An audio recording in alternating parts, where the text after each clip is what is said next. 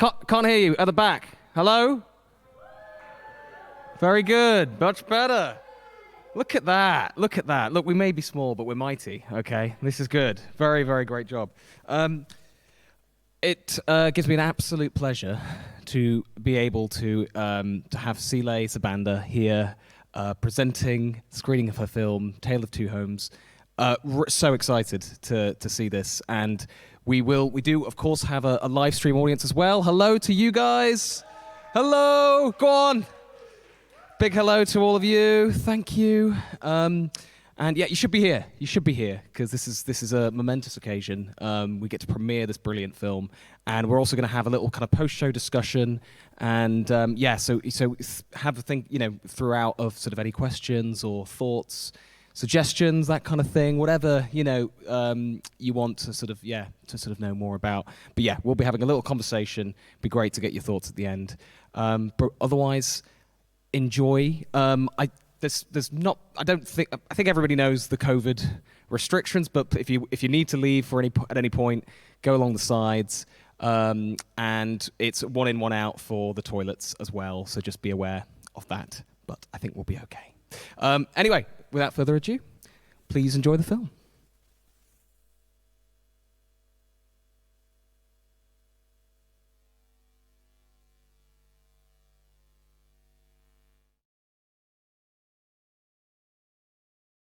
I have 2 homes. One I inherited from my parents at birth.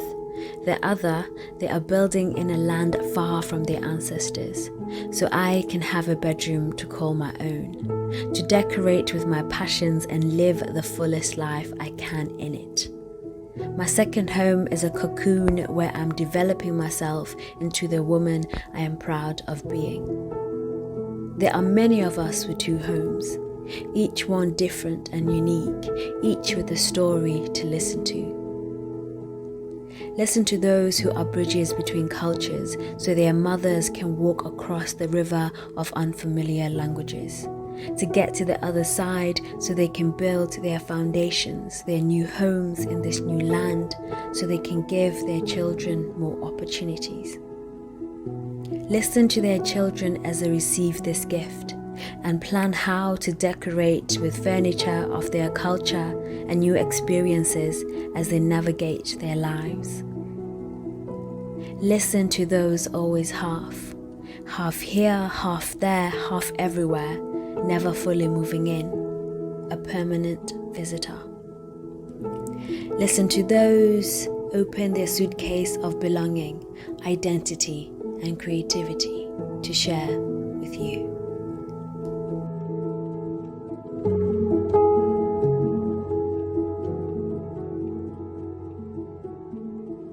Well, for me, the reasons for migrating from my country to other countries are both safety and economical. I had to decide what I wanted to do with my life, and because I had children as well, so I had to decide the future of my children and to think, where am I going to be with my children? Which place is going to give me the right opportunity to bring up my children in a safe environment for them. So making a decision like that is not easy.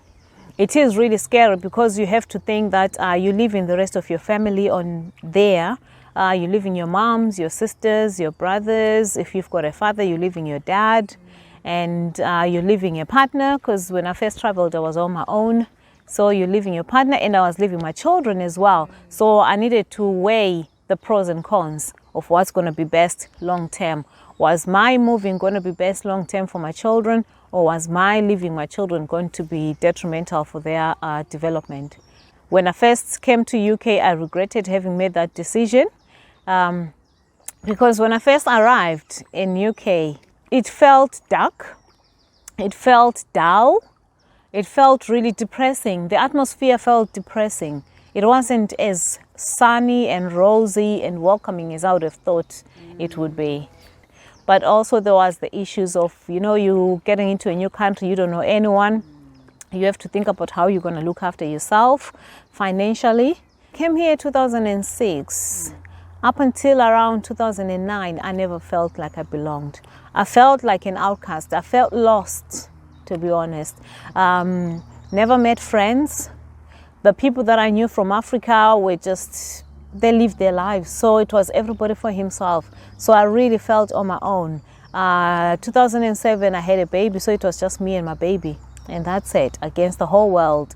So I really felt so alone. I really felt it was depressing. I think that's what made it worse. And the fact that I had left my other 2 children back home. So my worry about my children, I didn't know whether they've eaten or what happens to them when they go to school. I knew my family would look after them, but I needed to be the one to look after them. I had left home in search of a better place for me and my children, with the hope that the minute I find that better place, is either I get my kids or I'll be able to support my kids where they are. But that wasn't happening. And it was really a really difficult time for me. Although there were people around me, I just felt lost most of the times, yeah. The first day I came to Rotherham was a bit darker, and then the next day I needed food. So I just went outside and I saw these 2 old ladies in the bus stop. And I asked them, where can I get food? Where are the shops? And those ladies, God bless their souls, I really don't know who they are. I wish I were strong enough to ask them who they are or where they lived, because those ladies changed my life. They not only told me where to find Tesco's in town, they told me which bus to get to go there. They told me step by step of how to get to Morrison's when it was at the place where it's Forge Island. It was Tesco's. Yeah. They told me how to get there, how to get back home. And they also told me about the churches that were nearby. Told me that if you need help, go to these churches. They were absolutely beautiful ladies. That was the first time I ever felt welcome. I felt like, okay, at least I found somebody nice. You know, they were really nice. And then my landlord at the time also came to see that if I settled in okay. And then he took me to go and show me where there was a Catholic church nearby. And then the Catholic ladies, oh my God, they were absolutely beautiful. I found my little family there. So I would then go to church every Wednesday, every Sunday. And from there on, that's what shaped my life to what it is today. I got so much support from them. Even when I was in a position to bring my children that I had left home, they supported me. So I never felt alone after that. They then supported me to settle into the community. They helped my daughter start a glee club, which is made what she is today. Honestly, I don't know how to thank them, because that was the first time I ever felt at home. I then decided that I needed a house exactly where I felt welcome in England. So I got a house in Romash. And the funny thing is that house had my name scribbled on the wall outside. I can never forget that. I can never forget the feeling of coming home. I felt like I had gone back home to Zimbabwe. You know, when I found that house and I saw my name, Maggie, on the wall, I felt like, wow, I've come home. I felt like I belonged.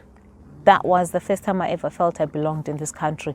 And that's when I think the mindset as well, I started to embrace where I was and started to prepare to make it a home for me and my children. And that's when I decided, okay, I think it's time I try my best to bring my children here rather than me trying to do something to go back to my children. What were your thoughts around us coming to the UK?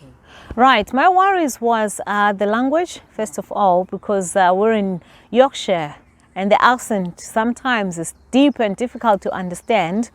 So I knew that with English anyway you were okay because you went to an A school back home. But my worry was, are you going to be able to settle in due to the language? And also I knew that racism existed. So it was okay for me, I could handle it as an adult, but I worried about how you were going to handle it as children. I worried about how you were going to be welcomed as well, because you're coming here and because you're children, you have to go to school. How are the other children going to welcome you at school? So I didn't want you to be far from home to start with, because then that means you have to get on buses to go to school. So I wasn't comfortable with you being in a new country, a place that you don't know, and then having to catch a bus to go to school every single morning. So it was easier for me if you walk to school, because anything happens, I can walk and come and find you, you see. Rather than if you get lost in the bus, I would know where to find you. You never stop worrying about your kids as a mother, you know. What about like, because especially Toto and Nono, the two younger ones, they grew up here, they were born here. What did you think about teaching them, you know, their culture, their heritage, being Ndebele, Zimbabwean? Is that something that you wanted to teach them, or and their language and stuff? That is something that I try and teach them all the time. They're very difficult to learn to speak the language. They do understand some of the things, but in my house, I speak my language. I try and cook my food. They know how to cook my food. So some of it, they prefer my African food to their English food. And then I talk to them about my upbringing and my growing up all the time, because I want them to know what it's like. And I'm planning to take them to go and see as well where I grew up, what it was like. I know it's a different atmosphere now, but I want them to know who they are. I want them to know their upbringing, where they come from, okay? I know that they were born in UK, but they need to know where their parents come from. I don't want to put that demarcation, like me and my mom. I cannot, when my mom is talking, I cannot stand where my mom is. My mom, I will not be bold enough to put my mom's shoe on when I was growing up, or to wear her clothes. But my daughter can even wear my pants. So she can share everything with me, which I'm happy with. When I was growing up, my mom would like, you are not allowed to have boyfriend, you can't do this, but she don't give me money, she don't give me anything I need. But that I'm not doing it to my daughter. I'm telling my daughter, you can't have boyfriend until you turn 18, you can't do this. But she will tell me, so I said, don't worry. Because she obey anything she wants, I give her, if I have it. My name is Bala, I came from Albania. Growing up in Albania, I can say is beautiful country and beautiful culture. Albania is located near to Greece and is like near to Europe. To come to England, it makes me like leave my country is for my daughter's future, because here is best future for my daughter, more safe, is very safe place compared to my country. For myself, I didn't find difficult at all British culture at all. I know a lot of different background, like friends, different countries. But for my daughters, it was really difficult in the beginning, because they left the friends in Albania, they come here to start friends. They say, oh, you know, they start to like adapt with the culture here, but it was hard for them. And now both of them, they don't have too many friends. Even they are at schools, college, it's very hard for them to have friends. Because, you know, we use the way how it was in Albania, and we come here and we say, it is different now here. I always tell them, you know, we live in UK, but we don't need to forget our culture. We have to adapt with both cultures. Like, I don't want them to feel like separate from their friends. Like, you have to feel proud from the country where you are, where we came from. So you're pregnant and you're having a baby. How do you feel about Very, very nice, perfect. Yes. Yeah, very nice. Cool. And my daughters are feeling very grateful. And now this is going to be like really miscarriage, because my partner, he's from Africa. Yes. Yeah, and we are from Albania and we live in UK. Now we have to teach African culture. Yes. Because the baby have a father from Africa. There's many people in like my school who aren't really like appreciating, they take advantage of you and stuff. But I don't speak to many people. They don't want to speak to me, then they speak to me. I don't go for friends. I just let them come to me, and then if they're fake or something, I just leave. I don't keep them in my life. I think many people just are afraid to stay alone. They're like, I'd rather have fake friends than like no friends, but that's not me. What do you miss from Albania? The most thing you miss from Albania? I miss two things. One is my family, the other one is an ice cream that I can't find here. It's like, oh my god, it's so good. Go on, describe what's the flavour. It's like hard chocolate on the outside. Yeah. And then on the inside it's like ice cream chocolate, and then and then on the middle it's melted chocolate, but not like the disgusting one, the good ones. That's what I miss. She missed so much her grandfather, too much. Oh. Yeah, and she always pack, and even the presents are there. She packs presents for her grandfather. Yeah. What have you got for him? I got like some fluffy socks with like a foot cream because his feet are a bit. She used to do massage to him. Yeah. Yeah, I used to like fix it, but then I left. And last night when I called my father, she was doing my feet, and I told my father, look what she's doing. I just do whatever I want, like I do me. Like if I like something, I see it, I'm like, oh, I'm gonna do that. But it's not like I don't just copy a person. Like I don't like that.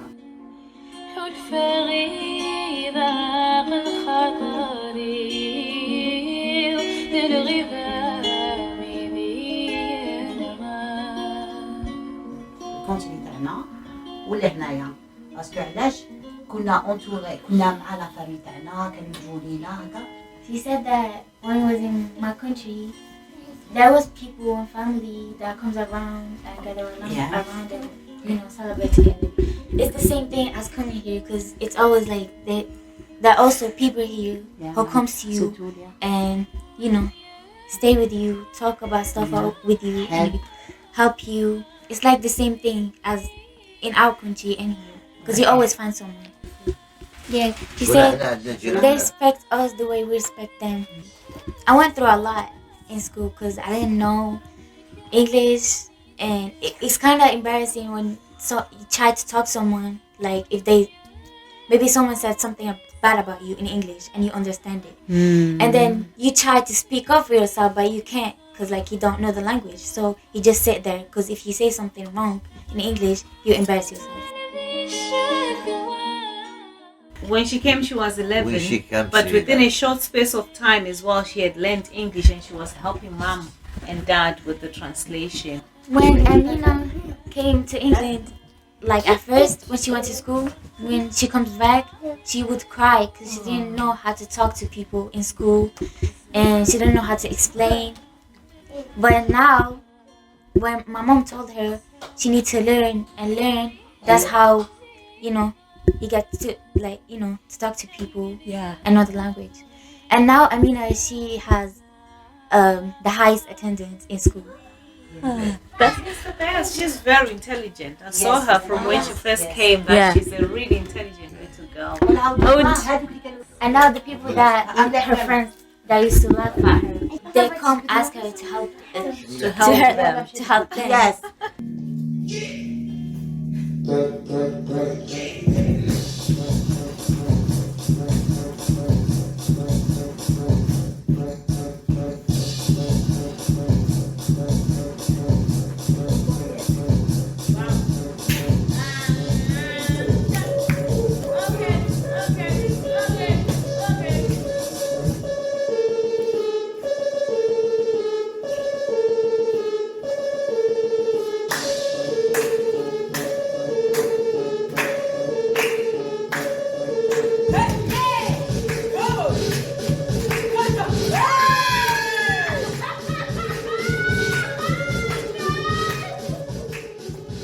My name is Karen Mafuta and I originated from Congo. My parents taught me how to speak French and Lingala, so the two languages that we speak at home. Sometimes we mix them together and add a bit of English there, but yeah, I learned two languages from my parents. Growing up, I had a bit of difficulties because I was born here, but I didn't really speak English, if you understand. I was used to speaking Lingala, so when I went to school, they'd obviously get a translate for me in French. So it was a bit hard to make friends, but then I got used to it and I started speaking English. And I found that like sharing my culture with all my friends, they really found it very interesting of where I was from and my background, and they really liked it, so now it's good. Learning the languages, I found it really, really fun and educating because it taught me more about my home country since I haven't been there yet. So I'm prepared for it when I go back to speak to my family members in that language. My dad travels a lot. Like at this moment, actually, he's already in Africa. So my dad once told me a story was when he was younger and he used to fish. And then one time they gave him a job to go, instead of fishing, to go in the water and collect diamonds. And he was really scared, so he was swimming and then a fish bit his leg So I found that really, really funny. I love Congolese music. It is so good. And one thing about my parents is that they're both from different tribes. So my mom's from Bakongo and my dad's from Chiluba. So it's like different kind of tribes. So it's different kind of dances that we learn. So it's really, really good. I know more about my mom's than my dad's, but my mom, I know that like with their dances and their culture, they're more religious. They're like very religious in their side. And it's more about, you know, being connected to Christ, but also being connected to your body and how you dance. And it's more like spiritual and how you are. So that's a good thing I love about my mum's side. A lot of my mum's dances are just about the hips. Like it's all about the hips. But my dad's is about like the legs, the knees, and it's a bit harder. But yeah. Do you ever dance around with your parents in the living room or? Oh, all the time. My mum always makes fun of me because I'm always doing it wrong, but it's good to try.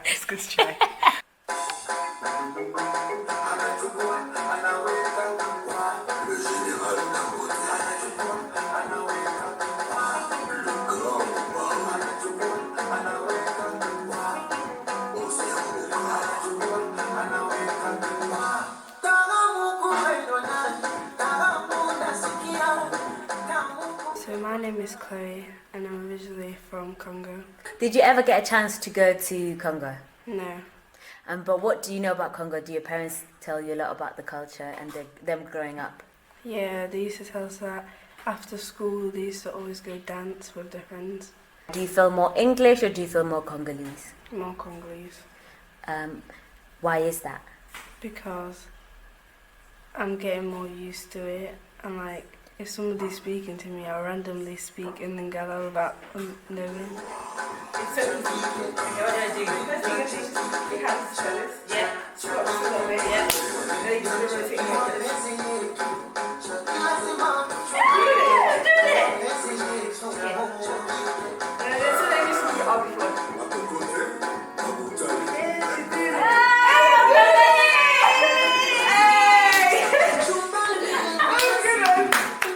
My name is Henry Hendricks Kadila.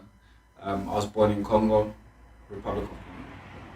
Yeah. Because there's two in it. Oh yeah, there's two Congos. Yeah. They're like brothers, but they never get in each other's business. So I kind of like that. But you've also lived in South Africa. Yeah, I lived in South Africa. I lived in Durban, Johannesburg, and Cape Town. I really enjoyed it in South Africa. It's a really beautiful place, beautiful country. Again, it's filled with cultures. It's a bit westernized, a bit like the UK. Growing up, I've never been taught about my tribe or anything like that. I kind of, again, had to discover it for myself and teach myself, which is fine. There's a certain beauty that comes from seeking knowledge, seeking your own knowledge and searching it up and finding it. You have a deeper understanding than someone just telling you about it. Yeah. You get to experience it. Do you get what I'm saying? It's a fulfilling feeling, if that makes sense. So what motivated you and got you to start looking into your history and into your your culture? Deep question. Deep question. No. It's only deep because of who I am personally. And the journey that I've been through, because again, I went uni for 4 months, right? Then due to circumstances and things, I had to drop out. But then I kind of went into the School of Life, like the University of Life, which is the best university anyone can possibly go to, because it's experience. It's experience. You get that expensive experience. That's why I call it expensive experience. Experience that no one can teach, that no one can tell you about. You can only get from it, living it, experiencing it. With belonging, it's hard because I don't feel like I belong anywhere. Ooh, let's explore that. Let's explore what makes you feel like that. Because I've got so much culture in me. Do you get what I'm saying? I've got, again, grew up in South Africa, so the Zulu culture that's instilled in me. Because again, it was a certain time in my life where I was learning so much. Then even the Congolese culture, my parents are Congolese, a lot of my friends are Congolese. I mean, I grew up in Congo. I'm still Congolese at heart. I can understand it. And one thing about Congo is when I talk about Congo's history, I feel a certain pain within myself, in my heart, that I don't feel when I talk about any other country. So that's how I know. That's how I know I belong there. But at the same time, I don't feel like I belong anywhere. I just feel like I'm kind of like a wanderer. I'm just wandering the earth. I feel like the whole earth is my home. Do you get what I'm saying? I just don't believe. I was born in Congo. Yes, that's where I get my qualities from. But with my life specifically and how it came to be, and from what I understood about it, I'm almost like a wanderer. I just wander, meet new people, get new experiences, teach other people things, connect people, and I enjoy that. I was having a conversation with someone. They're like, "Oh, where are you based? You need like an anchor." I was like, "I don't have an anchor. I'm based everywhere, even in the UK. I'm in Manchester, Nottingham, Sheffield. It's easier for me to absorb other cultures and talk to other cultures and fit in with other cultures. And that way I'm able to take from different cultures to add to my own artistry. But I feel like not having an anchor, it's allowed my brain to kind of form new neural pathways to allow me to have new form of ideas and thoughts, because my world is not just based in one city. Having all these different cultures, does it ever feel lonely that you can adapt and you can fit into all these different places, or do you have people that you can relate to, people like you who also are wanderers? It is lonely, but I've kind of accepted it, and kind of, again, acceptance is a big thing for me. Again, I feel like everyone should be able to be comfortable with themselves. I don't feel like I belong anywhere, so I don't feel like I fit in anyway. Even with the Congolese community, it's like, I see it, it's there, but I don't fit in. I don't belong there. South Africanism, I see it, but it's not for me either. The British, I see it, it's not for me either. But maybe because I wasn't meant to fit in, maybe I was meant to create my own community. Do you get what I'm saying? That's how I look at it, like that. Sorry, man. Do you ever feel pressures of wanting to fit in? Do you ever feel pressured to go into one box? Have you learned to embrace that? You know what? I think I've learned how to embrace it, because I hate to fit in one box. I am more than just a box, but I'm still able to kind of have a certain understanding with the people.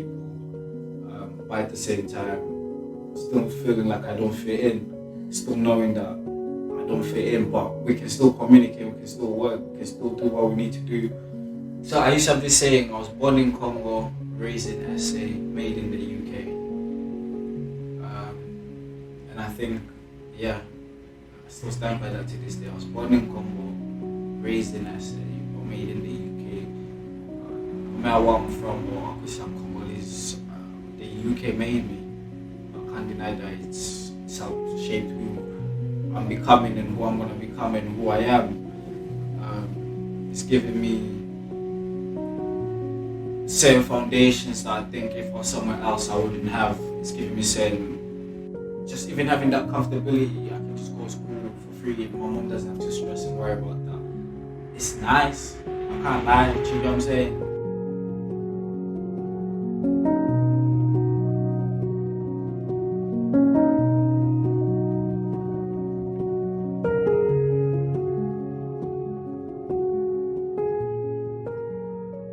Belonging is a place that I can be myself without judgment of myself or others, and being accepted as I am.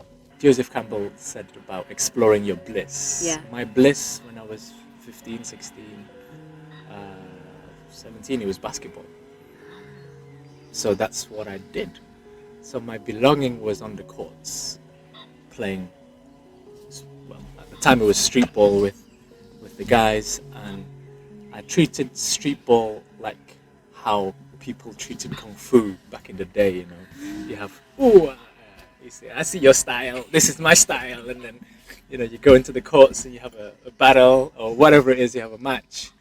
And it was interesting in terms of being Asian, and I didn't speak very much before, so I used to get underestimated. And then you have people that, cha, la, la, la, la, la, la, and then, I beat them, and Yeah, by beating them, then instead of actually making an enemy, that's how I made friends. By proving myself, proving my worth on the courts. Then people wanted to be friends with me because they want to win. It's been a difficult process in finding a home. What does home really mean? Is home like a box that I can sleep in? Is a home, that this idea, what is a home and a house? The difference between that is a place that I feel safe in, a place that I could be. Is it a place that I put all my stuff in? For a long time, I didn't know where my home was. Every place felt like I was a visitor, long-term visitor in some way. and then there was a feeling of my home is here, but like I don't feel like it's home because I don't look like everybody else. I'm always treated like, where are you from? Oh, your English is very good. And then when I go to Indonesia, and then they'll go, oh, you're from England. You're from London. I don't know where Sheffield is. It's like, you're from London. Yeah, London. It's like so I get treated like a foreigner, really, at home, and it's like I'm a foreigner here. Like, where do I truly belong? What is really home? I don't know. And then I gave up on the idea of the dream home. Like I must have one home that I feel home to. Like, is it with my family? Is it here? Is it with my friends? Where is it? And now for me, it's about where do I feel? Where do I choose and can choose and allow myself to feel like I belong here? So there's something about this. I feel home in different communities.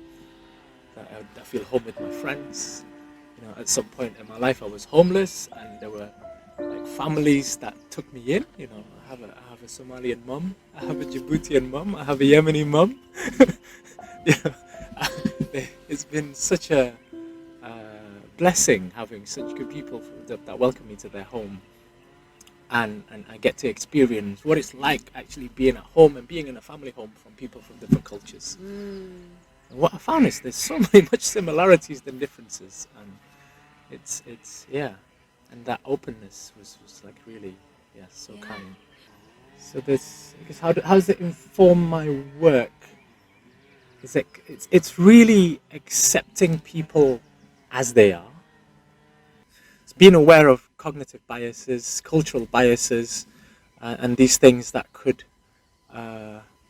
without me realizing it, boxing them to this is how people from Yorkshire think, this is how people from Nigeria think, this is how people from Indonesia think.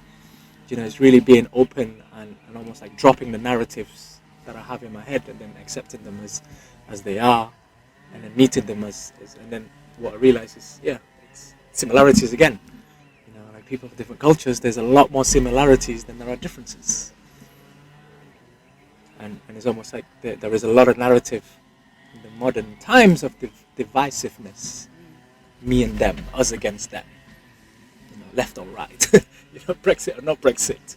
All these things, and that those boxing off people can stop, I guess, people that aren't from here to feel that they belong in a place that aren't native to where my blood is from. I'm lucky that like we're in nature now. It's nature.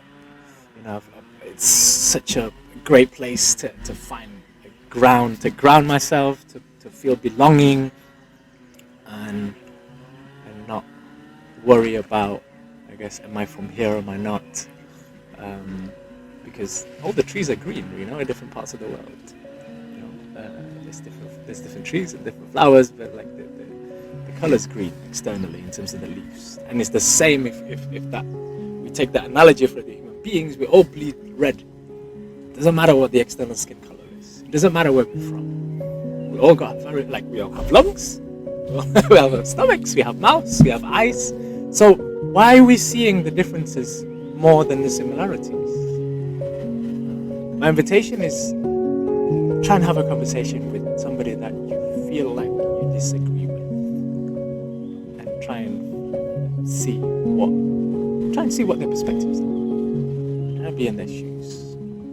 And you'll never know. You might find some similarities. You might make a new friend rather than a new enemy.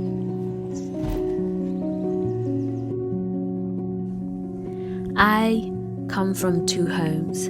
One I inherited from my parents at birth, the other they are building in a land far from their ancestors, so I can have a bedroom of my own, to decorate with my passions and lead the fullest life I can. My first home still stands strong. You can hear it from my mother tongue and tell exactly where I'm from.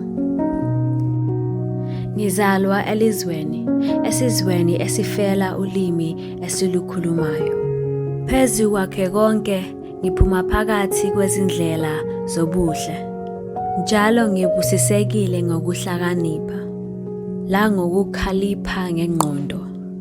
Ngiphume emakhaya, lapho esivuke ekuseni, sincedisa ugogo, sihlala amatope. Mphume endlini evulekile, where wonke umuntu bayancedisana, asishiyi umuntu.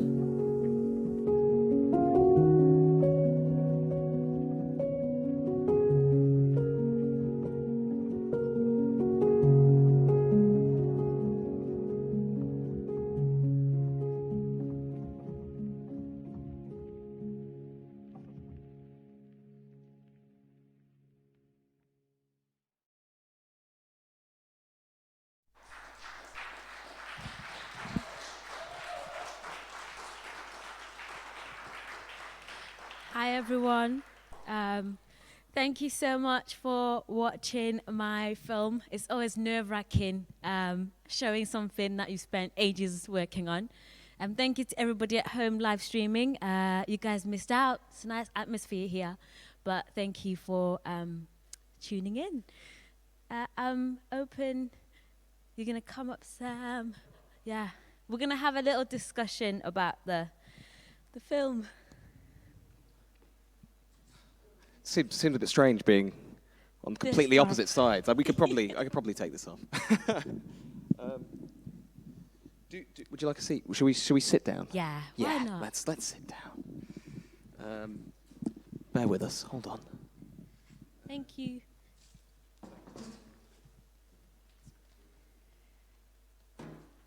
Thank you.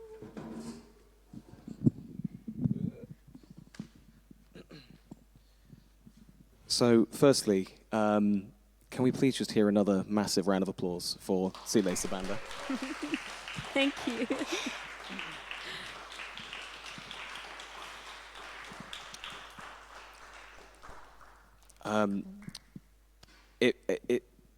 Yeah, I mean, that was probably one of the most poignant sort of films, documentaries I've watched for a while, and it really moved me, and I think moved quite a lot of people here as well, especially anybody who sort of feels similarly or who has had a sort of a similar kind of, I guess, upbringing or that sort of almost dual identity. That's exactly what it is. You do have a dual identity, and I really wanted to make sure that this applied to a lot of people, because when you look at a topic like this, they always think, people coming from a poor background, but I wanted to show a variety of different people from different countries and showcase their experiences.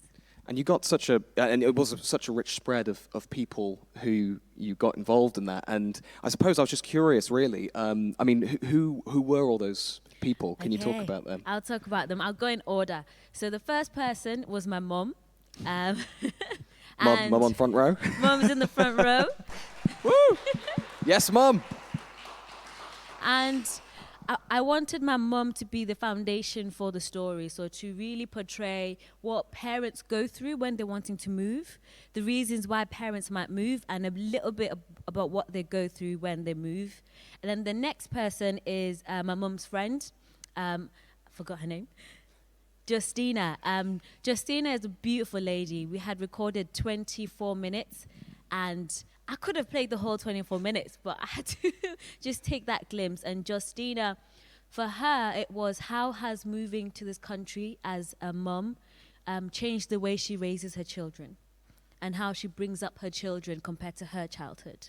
And then the one after that, again, is a mum from Albania. What's her name again, Mum? Anita? Barta. Now, Barta is just from Albania. She's got 2 beautiful daughters who are now teenagers. And I wanted to get her perspective of bringing teenage daughters, because I came here when I was 11, a bit older. And I wanted to get, like, her opinion and how she's raising her daughters and how daughters are feeling. Some of them didn't want to come and talk to me, the oldest daughter, but the youngest one, who you just heard towards the end, at first she was really nervous. She didn't want to talk. And then slowly we charmed it out of her. You know, we got her talking.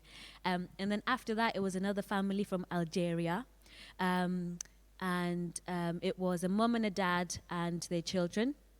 And the mum and dad, they can speak English, but I wanted to, their daughter could translate for them. So their daughter was translating for them as they were speaking. And then the music that you heard at the bottom of that is called Berber music, which is a dialect in Algeria where the family's from. And I just wanted to portray that sense of their culture coming through. And their stories are powerful, especially when she was talking about how you come into a place and you don't know the language, and at school somebody's shouting at you and you're being bullied and you just don't know how to respond. And that really captured me, and I really wanted to talk about that. And then after that, it's Young Minds, which is a dance group that we have in Rotherham. And the 2 young people you heard from there was Karen, who is one of the dance leaders, and Chloe, who's one of our dancers.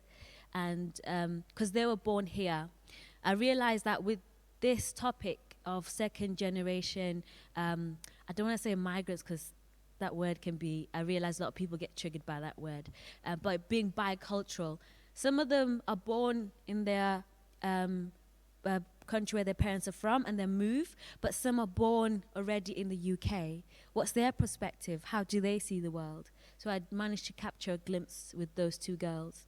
And then after that was my friend Henry. And Henry is also from Congo, but he's older. He's my age. And I wanted to get his perspective of growing up in different countries. How does that impact the way you look at the world? You know? And that thing, when I say bridge between cultures, he really is a bridge between the different cultures because he's experienced them. And it really influenced the way he looks at his work and the work that he does. And then the person at the end was Anga. Now, with Anga, I wanted to get the perspective of somebody even older who came to the UK at a young age, but then grew up here. And how does he see the world? As you get older, you're more able to articulate how you feel and your experience. And I think he did that brilliantly. They really were. I mean, it was such an amazing sort of spread of people, and I guess interestingly, you know, I suppose we heard a little from you, but actually you gave such a wide platform to so many different voices, which I thought was incredibly really generous with this film, but also really important to get that breadth of experience. Yeah. And obviously, so you came to UK, was it to Sheffield initially at age 11? Yes, to Rotherham. To Rotherham, yeah. So I came at age 11 and I'm now like 23. So I've literally half my life was in Zim in South Africa, half my life was here. Yeah, absolutely. And I suppose in the film, you know, your mum talks about, you know, the worries, the fears actually of bringing, you know, children to the UK, and I guess you're at such a kind of formative age at 11. I mean, you're starting secondary school, and there's a huge major challenges there. I mean, and what were those sort of? Can you talk about maybe those challenges or how that was initially, that initial experience? So for me, luckily in the school that I went to was very multicultural. So I was used to seeing different people from different cultures, but it was very diverse. And I grew up in a country where, like, on TV, you see people like you, In one episode of a soap, they go through like 11 languages. So you're used to different languages constantly, and you're learning different languages. And you speak different languages, and you switch in your sentence. So when I first came here, it was a bit difficult to adjust to the change. One, to the cold weather. It was freezing. Two, to standing out even more, because I was so used to just blending in with the crowd, where my accent was normal. The way I looked at the world was normal. The things I watched on TV was normal. To then come into a place where none of that was normal, and trying to make friends where people can tell you're different. But luckily, my mum, she did a really good job to try and help us adjust. She got some of the neighborhood kids to take me to school and to walk with me to school, and and help me around the neighborhood, and me and my sister. So we adapted really well. And you talk about this sort of idea. It's talked a lot in the film of this need to integrate, of this need to, in a sense. I mean, I don't know if this is what it felt like for you, but it sounded like from some of the other people that there's a bit of a battle to retain that sense of culture from the home country, or from the heritage, or where their parents moved from. It's so important, and I think with the Young Minds Together, the dance group, dance is that way of kind of keeping that together. And were there things for you that sort of almost kind of practices, or I don't know, activities, or what ways of like kind of retaining that culture for you? For me, at the moment, it's about poetry, because I write, and at the end I did a poem in my language, and I wanted to translate it, but at the same time I wanted you just to hear the sounds. One thing that I'm trying to do is write in my mother tongue, because I don't want to lose it. It's a beautiful language, and I'm learning to fall in love with it again, because I started to lose it. You speak one language for so long, you start to think in that same language, and then you lose the ones that you had before. So for me, it's one, making sure that I write in my mother tongue, I speak in my mother tongue. Another thing is the way I dress, our clothing, and keeping up to date with what's happening back home, but then also embracing the culture here, and the way of life, and the way of looking at stuff, and the way fashion, family, friends, relationships. Yeah. That's amazing. I mean, I guess as well, though, as you said, there was a few people who weren't quite as comfortable coming forward. And it kind of reminded me, I think it was a couple of years ago, actually, Sile was involved. You were involved in Roots to Roots, which was a sort of performance that explored migration stories. And I think there was one of the participants, when we were doing a kind of an initial session about exploring those stories.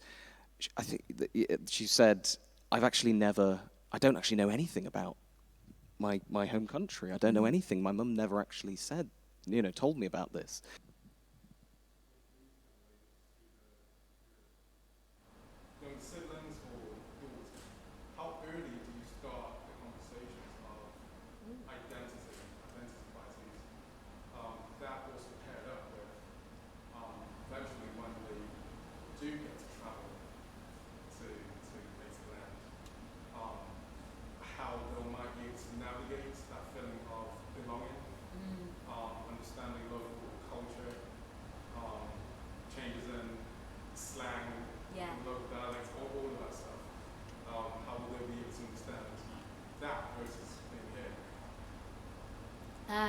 With your first question, when do you start to have that conversation?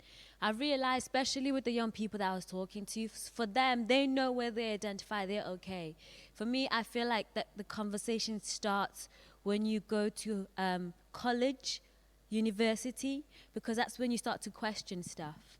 That's when you start to explore different things. That's where a lot of people that I spoke to, that's where they started to question that. That's when they started to have those feelings. When they're younger, some of them are okay. For me, it's parents just having that initial conversation and saying, if you're feeling like this, we can talk about it, and giving the young people opportunity to open up when they feel ready. What's the second one, sorry? Yeah.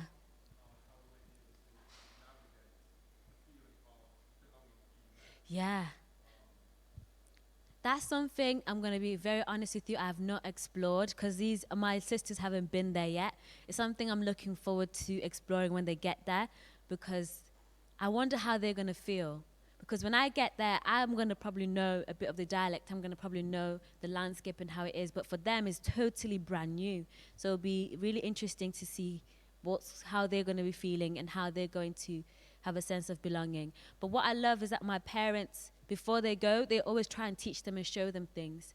We have cousins back home who we talk to, we have video chats with, you know, so we're keeping up to date with what's happening with them. Thank you. Any other thoughts, questions?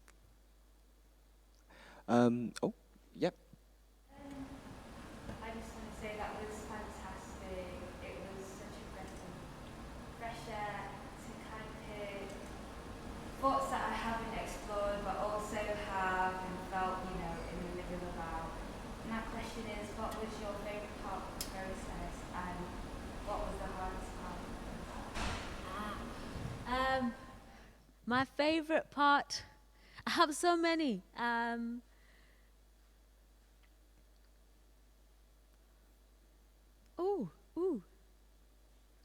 don't know.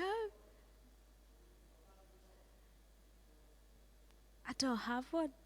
There's so many different parts that I love with it. There were so many different conversations that I had and interviews that I had that I really enjoyed. Some that didn't make the cut because time. Actually, no. My favorite was talking to the Algerian family and getting their story and those young people's story. For me, they are the way of how they came here and how they are navigating the world is really good. And the girl from Albania, she is one fierce lady. She does not care about anything, and she's okay with that. It was really good just listening to her. And what is the other question?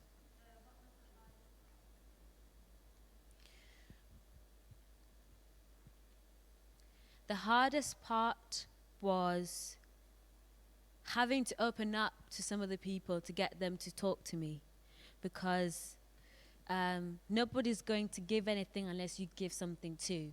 So for me, it was all these thoughts I was having in my head and I didn't really talk about. And the hardest part was opening up that and saying, this is how I'm feeling. I want to explore this. Would you explore this with me?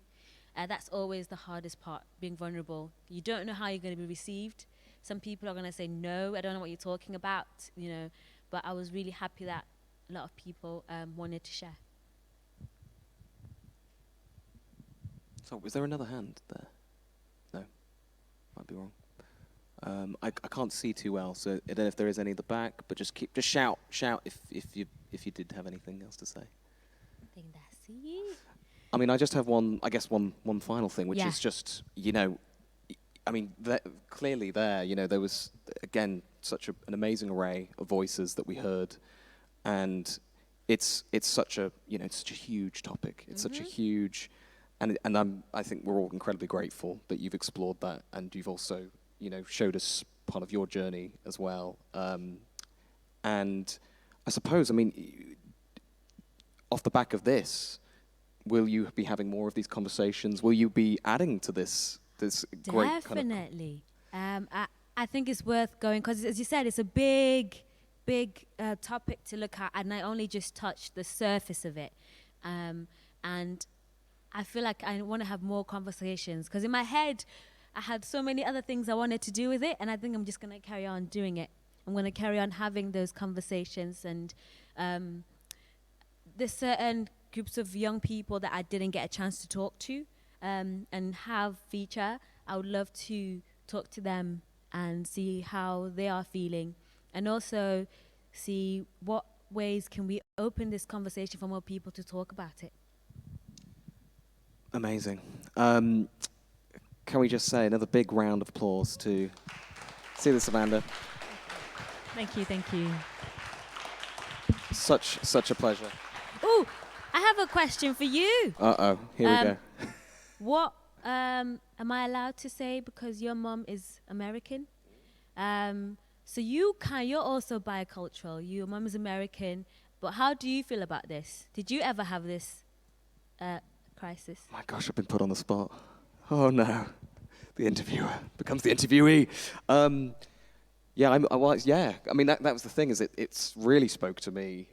And the thing is that, I mean, my journey, it feels it's interesting, because I know a lot of people who you just said for like, oh, my story's not, big enough, it's not strong, it's not strong enough. I don't know what to say, and I kind of feel that way with mine. I don't think there's like much of a sort of story there. I might be wrong, but I was obviously born in the US and moved over here when I was 4, and with my parents, we had a little flat above a hairdresser when we first moved to Sheffield, and I had a thick American accent as well, and I think I had an optician's appointment, and they came back off the back of that. They said, "We think he's deaf. We think he's deaf." And they were like, "What do you mean?" And what basically the person had such a strong Yorkshire accent, I had absolutely no idea what she was saying, and so they thought I just couldn't hear what she said. I was like, But yeah, so no, I was this little tiny American kid, and I lost my accent within a short space of time. God knows why I speak so posh.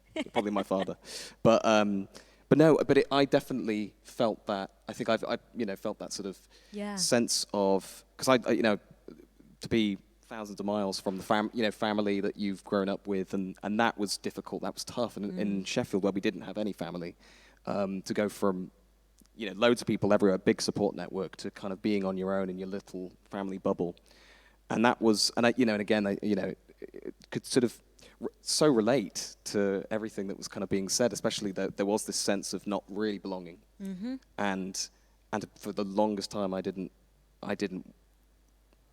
really wanted to leave Sheffield. It was only actually, I think, coming back from university that I sort of was like, actually, no, this is very much my home, and I feel very rooted here. And but yeah, I've not had the best for a while I didn't have a great relationship with this city, and I longed to go back to America. And now I can't imagine going to America. That's the worst thing that I can imagine doing. But